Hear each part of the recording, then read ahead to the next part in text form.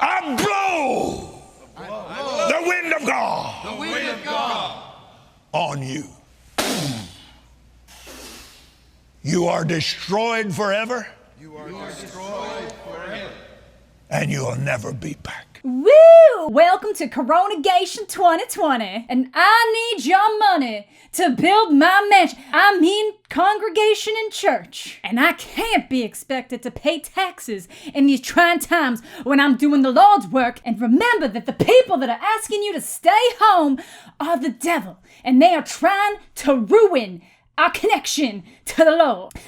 Just kidding. I'm not a sack of shit. So we're dealing with a little bit of a global pandemic right now. Not sure if you knew, not sure if you heard about it. And gee golly, the religious nuts are out in full force trying to manipulate their congregations, and it's working. That's the sad part. It's working. And this is happening at all levels. One of my personal favorite examples of this is the White House spiritual advisor. But we are a hospital for those who are soul sick, those who are spiritually sick. Maybe you'd like to sow a $91 seed, and that's just putting your faith with Psalm 91 or maybe $9 or whatever God tells you to do. Don't forget, now is not the time to abandon your covenant with God.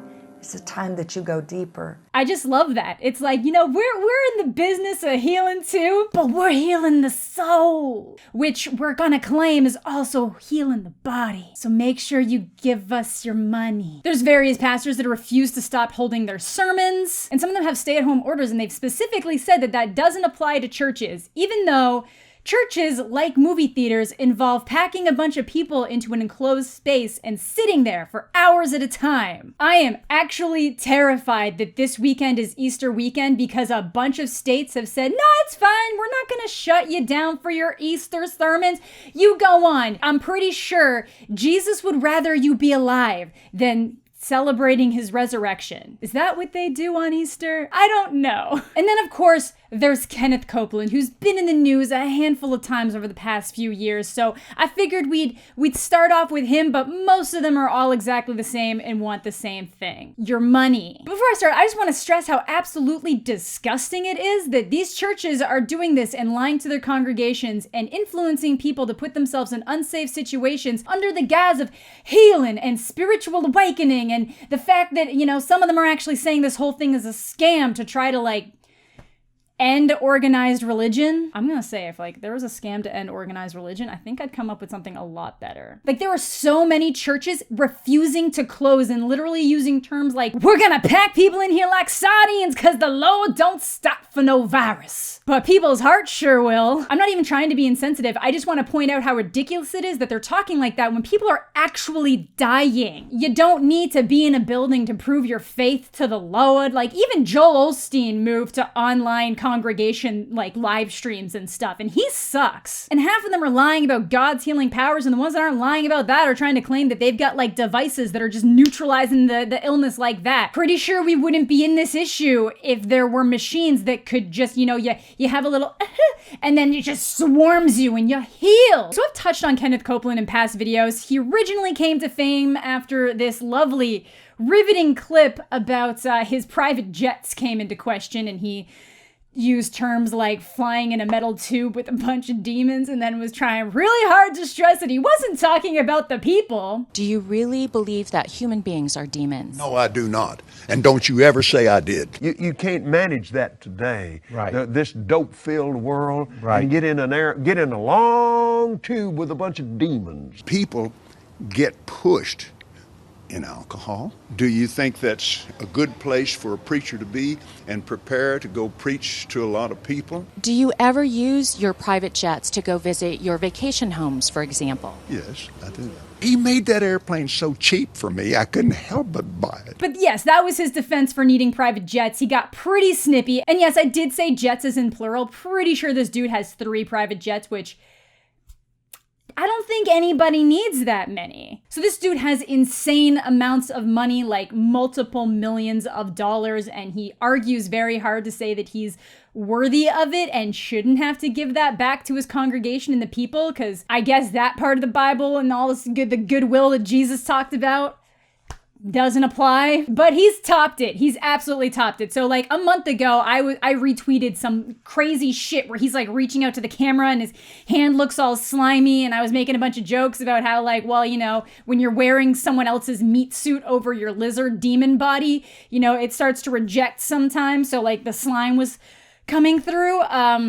I make jokes and I don't usually want to go at people's appearances, but this guy makes me distinctly and severely uncomfortable, and he sucks, so I think we can make an exception for the situation. Yes. According to the Word of God. According to the Word of God. I'm healed. Yes. But yeah, he was doing online preaching where he was like reaching out to the camera and being like, "Be gone, devil! I execute judgment on you, COVID-19. Oh, Ramash. I execute judgment on you, Satan, you destroyer, you killer. The devil is trying to convince you that you're sick and this illness is coming from the devil." Just like that. Exactly like that. It would be funny if he wasn't serious about it. But he's serious about it, so it's scary because people listen to him. But again, there have been a bunch of clips popping up with this guy circulating around from him downplaying the fact that this is even that bad. And I think my personal favorite clip has got to be the one where he's talking about tithing, because he wants to make sure that you're giving every last dollar you have to the church that isn't gonna give anything back to you. Whatever you do right now, don't you stop tithing. Don't you stop sowing offerings. Well, they won't let us go to church. Well, email it in there, text give or something, but you get your tithe in that church. If you have to go take it down there and drop it off and stick it under the door or something, you get that tithe in that church, you get that offering in that church, and then you go home and you do what we're supposed to do.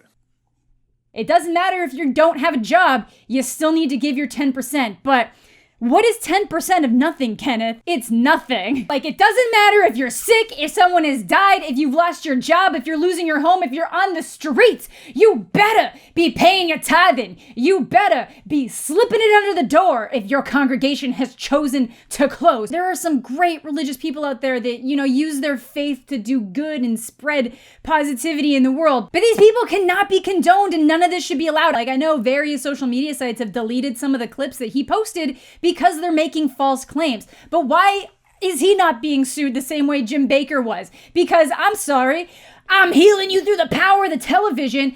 I might actually be worse than trying to get people to take, I don't know, they're both equally as bad. Getting people to take silver is also bad. I don't know. They all suck. Why isn't it illegal to say that you can pray the illness away? Is it? And again, it would be funny if people didn't believe this. Aren't you concerned you could infect other people if you get sick inside? No. People who don't go to this No. church. I'm covered in Jesus' blood.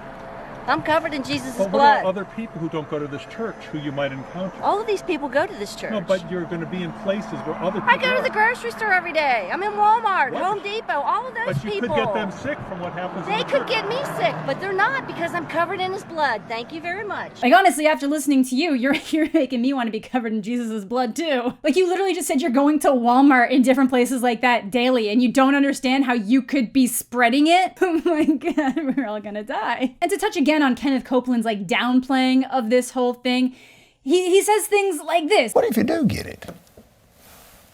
Big deal. He's basically making it sound like, what if the hairdresser does cut your hair a little bit too short? Hair grows back. People are dying, Kenneth, and you are a man of the Lord, allegedly. So maybe you should care a little bit more about them losing their lives, especially when the people dying are probably largely your target demographic. Like, honestly, between this and PureFlix, I'm losing my mind. I'm also reading the really horrible fan fiction that 50 Shades of Grey is based off of. I can't. Okay? This is a lot. And then he's trying to downplay the fact that people might lose their jobs, their cars, and like probably other things too, when he's just kind of like, it doesn't matter. Whatever. You have 3 private jets. How about you sell one of them and give back to your community? And then on top of just being able to like heal through the television, he's executing judgment on the Rona. You get out, we break your power, you get off this nation. I demand judgment on you. I demand a vaccination to come immediately. Yes. It's dead. It's dead. It's dead. done. It has ceased. Yes. It has ceased to exist. Yes. Wait, is it gone now? Can Can I go outside? And my favorite part in this is that he commands a vaccination to come immediately. Thought you said you could cure people through the power of the television and you just had to expel the devil and that's all it would take. Why do we need a vaccination for the devil, Kenneth? He's also just super flippant about who's going to die. He just throws around the whole elderly and immune compromised being the only people that are gonna die. So yeah, he said that a few times and I actually saw it like written in news articles, but thanks for Gus for going through like a big old congregation. So I actually have a clip now. Healthy people, from what I'm understanding, are not dying from this. Right. It's elderly people that are already sick. Immune compromised. Yeah. You suck. Like, I really don't understand how somebody of faith can downplay that aspect of it. That's gross. Also, you're in that demographic, Kenneth. I don't know if you would be okay if you got sick, except obviously you have so much money that you could pay for like the highest tier of care. So you'd have a better chance than someone that you're preaching to. Just as Jesus intended. Like, he's so theatrical, but it's so gross at the same time, and he's just spewing bullshit out of his mouth. Like, sometimes I don't even think he knows what he's saying, but he's just been propped up so much over the years that he just never stops. Like, where is this energy for cancer, man? Is it because you assume they'll actually be able to come up with a vaccine for this, so then you can be like, see, our prayers have been answered, the Lord has bestowed upon us a vaccine, and then cancer, you're kind of like, probably can't do anything about that anytime soon. But again, it's not just him. There are pastors all across the US and probably all over the world, but definitely the United States, keeping their congregations open, holding regular services, and encouraging people to pack themselves in because they ain't shutting the door for no one, and they need your money. We got Tony Spell from Louisiana that's been arrested and charged with housing hundreds of people in his church. They're trying to claim that even though 26 buses brought people in to attend these sermons, that they're maintaining the 6 feet of distance between families. Sure, Jan. Like in the movie theater situation, which they did end up having to close them down even though they were trying to do the like space minding. When you're enclosed in one room with a bunch of people for an extended period of time, it doesn't matter how far away you are from someone, like their germs will get to you. It takes one person coughing to just start spreading around to different places. Grandma Louise with her pocket hanky that, you know, she gives it she got the tissue and then she puts it right back in her pocket and then she's wiping her hands. That's all it takes.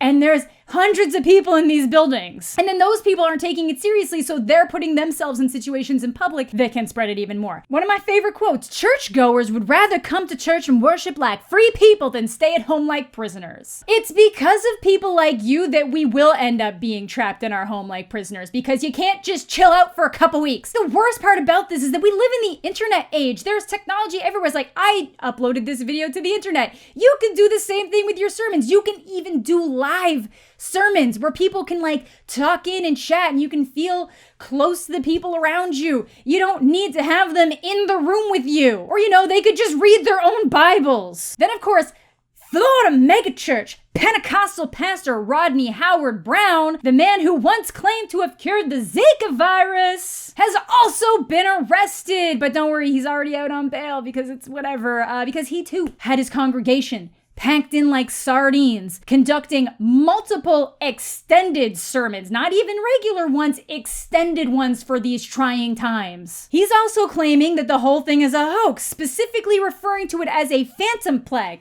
engineered to shut down churches to create a vaccine that causes mass deaths. Thousands of people watch this man. And he's the one who said this. We brought in 13 machines that basically kill every virus in this place. And if somebody walks through the door and it's like, it kills everything on them. If they sneeze, it shoots down at like 100 miles per hour. It'll neutralize it in split seconds. We have the most sterile building in, I don't know, all of America. This man has a large platform, a mega church, and he's saying this stuff, and people believe him. And my favorite part about this is that he's specifically telling people to continue like shaking congregation hands. Remember the last person that said that they weren't gonna stop shaking hands? Working real well so far. And the specific reason for the continued handshaking is because they're revivalists, not pansies. If you cannot be saved in church, you're in serious trouble. This Bible school is open because we're raising up revivalists, not pansies.